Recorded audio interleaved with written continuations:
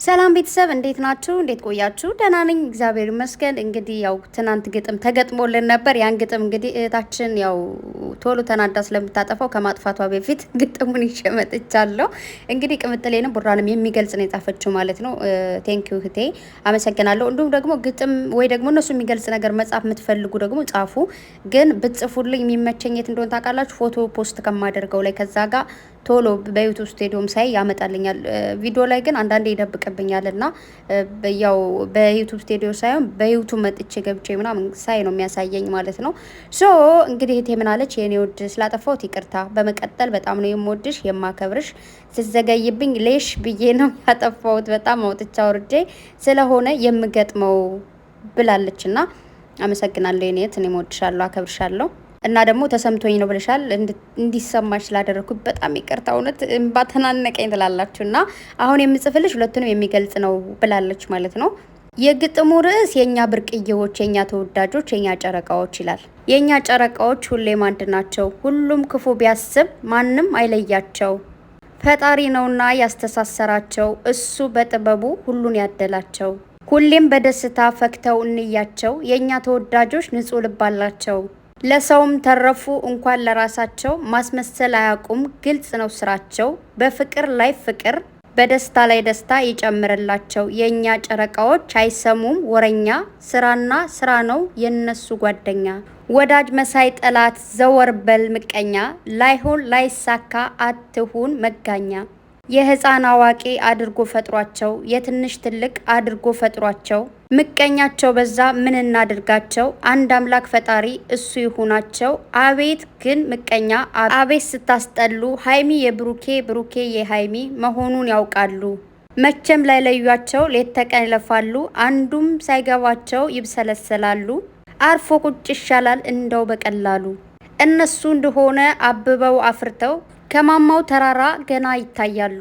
ለወግ ለማዕረግ ለቁም ነገር በቅተው ያኔ ስታያቸው እምን ልትገቡ ነው። መቼም ላይ ሳካ በከንቱ መቅረት ነው። ቅልቦና ያለው ሁሌም ወደፊት ነው። የኛ ብርቅዬዎች ስጦታው ከላይ ነው ይላል። እንግዲህ ግጥሙ እህቴ ያው ብዙም እኔ እንጃ አልቻልኩም መሰለኝ ማንበብ ላይ። ግን ይህንን ሀሳብ አምጥተሽ ወይ ደግሞ ይህንን ግጥም አምጥተሽ እነሱን ይገልጻል ብለሽ በዚህ ልክ ተጨንቀሽም ስለጻፍሽ እግዚአብሔር ያክብርሽ። ብቻ አንቺ እንደወደድሻቸው እንዳከበርሻቸው እግዚአብሔር ያክብርሽ። በዙሪያሽ ባሉ ሰዎች ተከበሪ። ብቻ ፈጣሪ የሰው መውደድ ይስጥሽ እላለሁ። አመሰግናለሁ። ያው ባለፈውም ለቅምጥሌ ጽፋላት ነበረ ግን ስላላነበብኩኝ ስለዘገየው እንግዲህ እንትን ብላለች እና ብቻ ግን ቀጣይ ለቅምጥሌ ብላለች። ግን እውነት በጣም ነው ደስ ያለኝ ለሁለታቸው ስለገጠምሽላቸው ማለት ነው።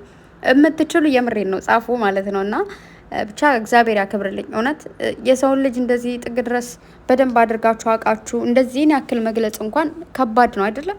ያው እኔ እውቀቱ የለኝም ስለ ግጥምም ስለምንም ማለት ነው። እና ያው እውቀት ሳይኖራችሁ የሆነ ነገር ትንሽ ይከብዳል። ብቻ ግን ቴንኪው። እኔም የሆነ ቦታ ላይ ማግኘት ከቻልኩኝ እሞክራለሁ። እውነት ለመናገር እዚህ በፊት አልሞክርም፣ ግን ወደፊት ለመሞከር እጥራለሁ። እና ብቻ እንግዲህ እነዚህ ሁለት ልጆች እግዚአብሔር አምላክ ይጠብቃቸው።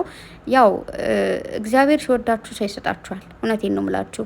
አስባችሁትም ይሁን ሳታስቡትም ሆነ በርቀትም ይሁን በቅርብ በስልክም ሆነ በአካል ሰዎችን አግኝታችሁ ከብዙ ነገሮች ልትማሩ ትችላላችሁ። አንዳንዴ የሆነ ጉድጓድ ውስጥ ገብታችሁ ወጣችሁ ልትማሩ ትችላላችሁ። አንዳንዴ ደግሞ ጉድጓዱ ከመግባታችሁ በፊት ገና ከመግባታችሁ የሚያስተምሯችሁ ብዙ ሰዎች አሉና አንዳንዴ መጀመሪያ እንዴት መሰላችሁ ካስተዳደግ ጀምሮ ከልጅነታችን እንሂድ ከተባለ ከቤተሰብ ከእናት ከአባት ከእህት ወንድም ይልቅ ጎረቤት ነው አይደል ቀጥቶ ያሳደገን።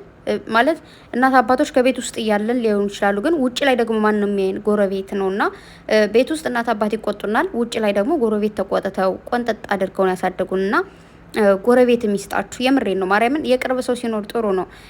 ያው አንዳንዴ ሰው ምን ያደርጋል የሰው ልጅ አልቀርብም ሰው እንደዚህ መጥፎ ነው ምናምን ልንል እንችላለን። ግን ሰው አዳኝ ነው፣ ሰው ገዳይ ነው ማለት ሰውን አልፈልግም የሰው ልጅ ምን ያደርጋል እኔ ከሰው መራቅ አለብኝ ብለን መወሰንም የለብንም ልናደርገውም አንችልም። ገባችሁ አይደለም? መሆንም ስለሌለበት ማለት ነውና እግዚአብሔር ይጠብቃችሁ። ሁላችሁንም በዙሪያችሁ ሰው ይስጣችሁ። ሌላ እኔ እንጃ ምንም ልል አልችልም፣ ቃልም የለኝም።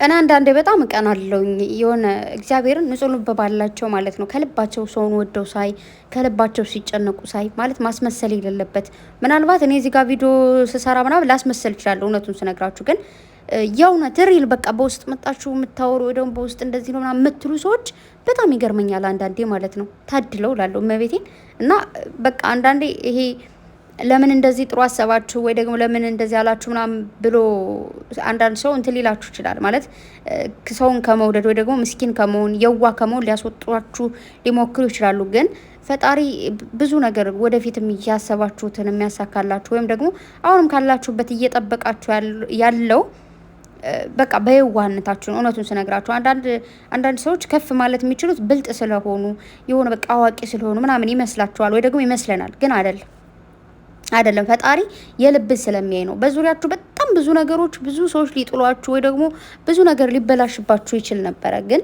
የዋህነታችሁ የእናንተ መልካምነትና የእናንተ ምስኪንነት ከብዙ ነገሮች እያወጧችሁ እንደሆነ ነው የሚሰማኝ በቃ ሁላችሁም መሆን ያለበት ያ ነውና በቃ ቅምጥሌም ቡራም እግዚአብሔር አምላክ ይጠብቃችሁ ማንም ምንም ቢል እናንተ መቼም ልትለያዩ አትችሉም ያጣመራችሁ ፈጣሪ ነው እሱም ደግሞ ወደፊት ፈጣሪ መጨረሻችሁን ያሳምርላችሁ እንዴት መሰላችሁ አንዳንዴ እንደዚህ ይባላል እስከና አባባሉ ማለት ነው ያንቺ ከሆነ ይሻግታል እንጂ ማንም አይነካውም ይባላል አይደል ሶ አሁን ብዙዎቻችን እስኪ ቅምጥሌን ቡራን ብለተዋቸውና ብዙዎቻችሁ ባሎቻችሁን ትታችሁ ልጆቻችሁን ለማስተማር ልጆቻችሁን ለማሳደግ ወይ ደግሞ ልጅም ባይኖራችሁ የእናንተን ህይወት የተሻለ ደረጃ ለማድረስ የተሻለ ህይወት እንዲኖራችሁ ብላችሁ ትታችሁ መታችኋል አይደለ ሶ ያ ሰው የሚጠብቃችሁ የሆነ የእናንተ ሰው ሲሆን ነው እስከ መጨረሻው የእናንተ ሰው ከሆነ ፈጣሪ ለእናንተ ያስቀመጠላችሁ ሰው ከሆነ ይቆያችኋል ግን አንዳንድ ሰዎች እነዛን ሰዎች ትዳራቸውን ትተው ወንድም ይሰደዳል ባይዘው ሚስቱ እዛው ነው